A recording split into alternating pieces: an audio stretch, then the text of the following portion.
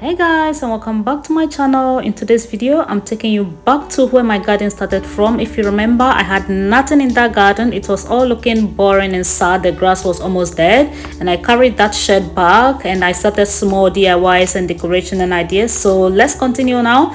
This is where we've reached. I wanted to give this shed a revamp. If you can see, it's like looking a bit more tattered already as the wood is changing color from fresh.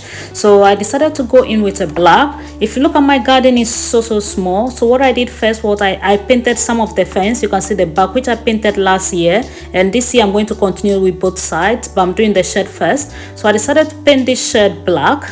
I chose black because it's like matches with most of the colors in my house, in the room and everywhere else. And then also the black will make the shed stand out on its own.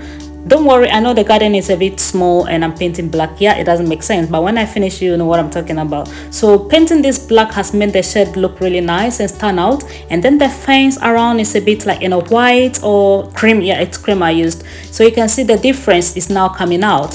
So what I'm doing, I'm just painting the whole of the shed, and I decided to leave the little bit at the top there. I don't know why. Maybe I may paint over it later on. Anyway, so I painted all of it black to the side and all that. And so after this painting, I did a few bit of little project ideas too. I made a planter using the last palette I have from my last year's project. So if you remember, I made a pallets chair, which is what is at the left side that is covered. You can see, I'll show you later on because I'm going to do some bits there. And then I made a Pallets decking, which is in front there. You can see it too. So I'm going to show that one too to you after this painting. I have a few bits of works to do this summer for this garden. As you can see, last year I also did the side where I dug and put stones and things there, make it all bright. And so this is time to revamp this Pallets decking. If you go back to, maybe I'll add some of that video to this one at the end and you have a look at it. This decking was made out of 100% pallets. I did not use anything else. There was free pallets that were given to me by some neighbors and I used for that project. It cost me zero. The only thing that maybe I may say I used was maybe the nails I had and all that. So that is the chair that I made out of the pallet, also there covered. I'm going to open it up for you to see, and I'll take the those foams and things all off, and you actually look at the chair, how it looks. Actually, how these chairs are designed, you can actually sit on them without the cushions, but then I choose to use the cushions because I have them, and why not use it? And also I feel like when you sit on the bench without the cushion, it would, like, you know, hurt your butt and all that. So just to make it more comfortable, and you know, in the summer when you're laying down there, sometimes you can just lay down and sleep off because it's very soft and or foamy. So these things were all left there for the whole year, and as you can see, it's rain, it's sunny, it's raining, so you see the moist and everything else go into that covers, and so they have become white. And so I washed them off and I'm drying. Now the next thing I'm doing is clean the pallet decking and then the pallet chair. When I finish, I'm going to show you the top of it, how it looks like, because of the water and all that. It's like a little bit of grain and stuff in it, but then this chair still look really perfect. It doesn't need any painting, nothing at all, and I'm going to keep it like that. So what I pour on it was a little bit of baking soda and washing liquid, which I used to scrub with my brush and clean it all off to get rid of the grains. And so on top of the decking too is the same thing I'm going to do.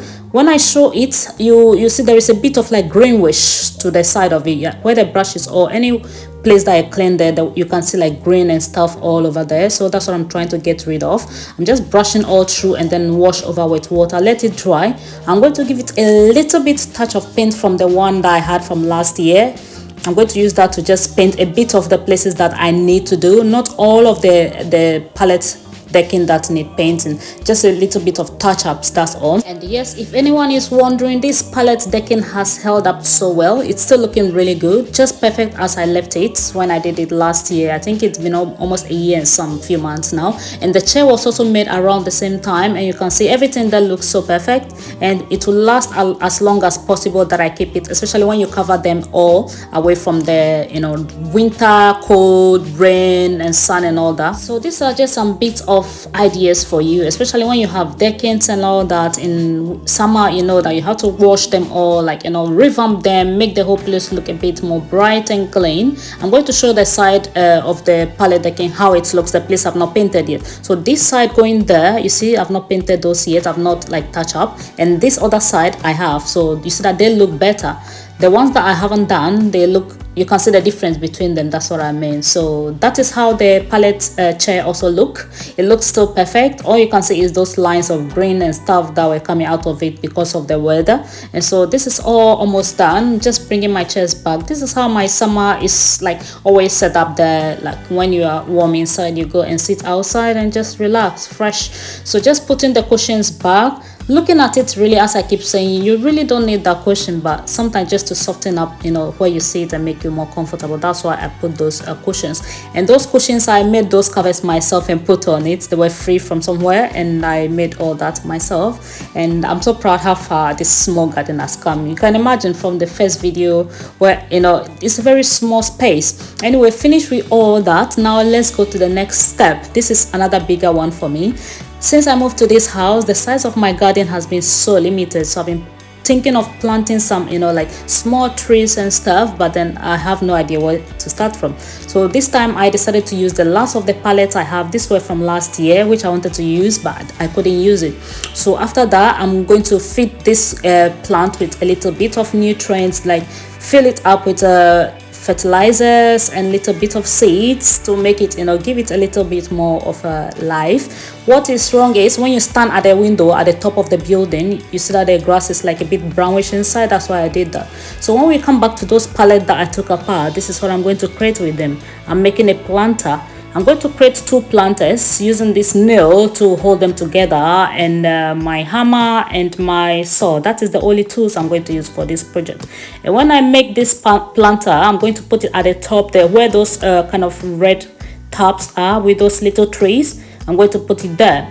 I'm creating 2 planters. One is a very longer one, and this one is the shortest one. But then I'm going to show you the video of how to make this smaller one. There it will guide you to do the bigger one. To have a strong hold for this planter, especially the saw and the things in it, I attach a wood to the bottom side of it, where I'm going to lay other woods in the like, you know, underneath, if you understand what I'm trying to explain.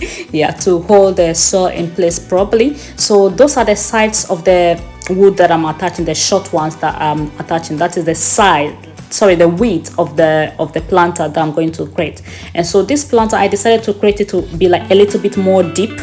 And here is the bag I'm going to use to line the planter up. And when I finished lining this planter, I decided to make holes everywhere underneath and the sides, because like this plastic is not that much breathable. There's no air going through it. So when I line it in the planter without holes, it's going to be difficult for the crops to, you know, grow properly, especially because when it's rain, water will be stored underneath. So showing here is how far it has come, how the planter is looking now. I'm going to paint it, and I decided to paint also black because that is my kind of favorite color of late. And I'm going to paint the side of that fence too. So there's quite a lot of DIY projects coming this summer.